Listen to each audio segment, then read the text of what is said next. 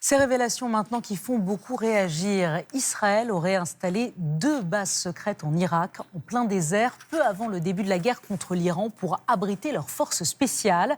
C'est un berger irakien qui les aurait découvertes, alerté par des survols d'hélicoptères sur cette zone. Arnaud Miguet, Chloé Duval.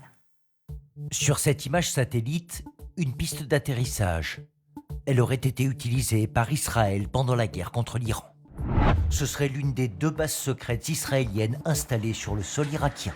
Sur l'une d'elles, les troupes irakiennes déployées sur place ont trouvé notamment des débris de missiles et radars, preuve d'une présence militaire récente et étrangère. L'état-major irakien confirme à demi-mot. On pense que c'était un petit nombre de soldats qui étaient ici. Dans ce désert irakien inhabité, en plus de la piste d'atterrissage d'1,6 km de long, des hélicoptères, des tentes pour abriter des forces spéciales israéliennes, selon la presse américaine. Ce poste militaire clandestin aurait déjà été utilisé en juin 2025 pendant la guerre des 12 jours et réinstallé avec l'aval des États-Unis juste avant l'offensive contre l'Iran le 28 février dernier.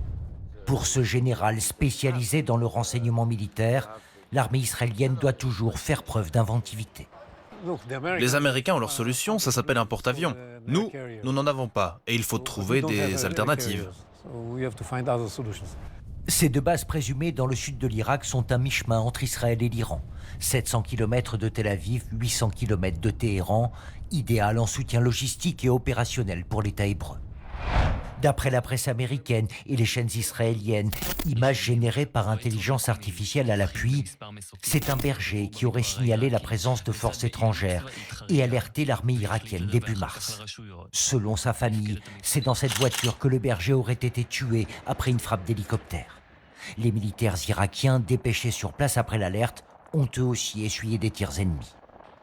Cela s'est passé à 15 km de cette supposée base. Nos militaires ont été exposés à des frappes aériennes. Cela a conduit à la mort d'un de nos soldats et 2 autres ont été blessés. Quelques semaines après cet incident, Bagdad a déposé une plainte auprès des Nations Unies. À ce jour, Israël ne confirme ni n'infirme une présence militaire en territoire irakien.